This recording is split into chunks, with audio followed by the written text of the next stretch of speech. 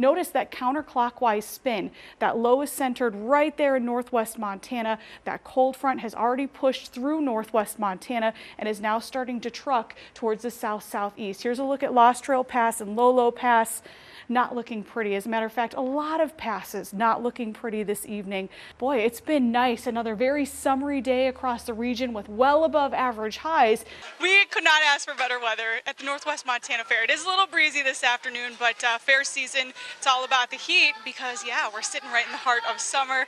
And Erin is now with a look at our full forecast. But before we talk about that, gosh, this is your last show for a while. It is, oh yeah. Gosh. Little girl is due this Saturday. I'm a little nervous, but I think we're going to do this maternity leave thing sooner rather than later. Is that so right? Just in case. Well, it's a good thing we're getting through your show here. Yeah, right. I feel good, so we don't have to worry about anything. Another 3 minutes. We're at Lindy's right now. That's kind of a household name here in Seeley Lake. The hill was completely packed with people as far as the eye could see, and then all right behind me watching the barge let off the fireworks so everybody could enjoy them.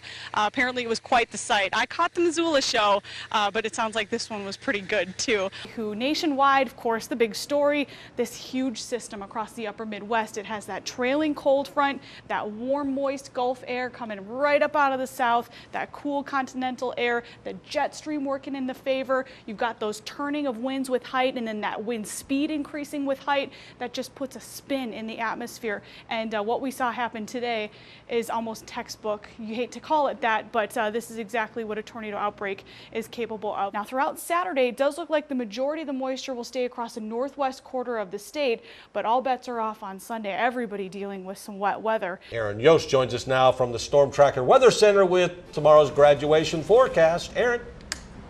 Is this when I should hide my face? It's gonna be raining. I'm so sorry for all of those graduation parties, for graduation itself. We are looking at some unsettled weather staying with us in the extended forecast. And the tube hatch is yet to come out. I saw some tubers in Missoula earlier today.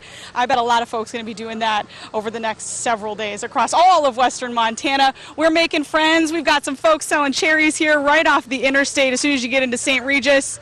I have yet to try them, but they sound really good. Free samples too, apparently. So let's get to the forecast. With the heat, an awful lot of heat. Unfortunately, we have a heat advisory out for all of western Montana. That's noon tomorrow until midnight Tuesday. That was a big shock. It was one of those days. Yeah, grab the vest, grab the rain jacket, the umbrella, dig it all out that of the stuff. closet, you know, where is it even? No kidding. You turn the heater on and the house smells kind of funny for a while. Exactly. Oh, really?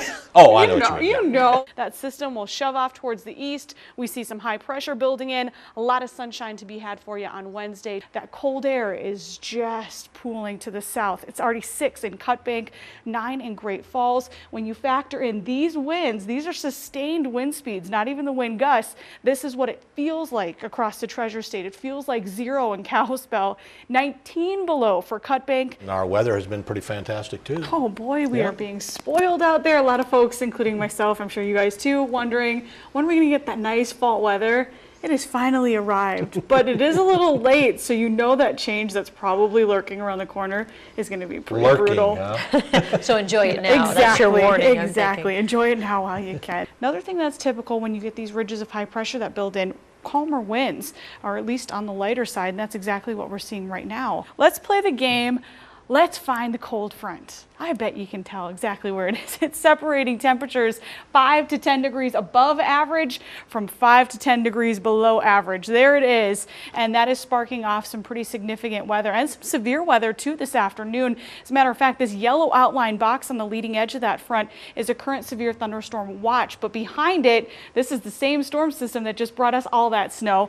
It's moving into the Central Rockies. It is a lot cooler. And we have had some reports of some pretty treacherous conditions in the state of Wyoming today, very similar to what we saw in southwest Montana yesterday and the previous. We are seeing quite the opposite as far as weather goes. Enjoy it because we do have some big changes headed our way. Third day in a row, some of us have seen record highs across western Montana cities and towns. So yeah, I think a lot of us are ready for a change, making it feel a little bit more like fall. You're gonna have to wait till the beginning or middle of next week. This weekend looking like it's gonna stay warm, but we will see some other weather changes moving in. This is a look at the enhanced Fujita scale. It goes from 0 to 5, the weakest tornado to the strongest.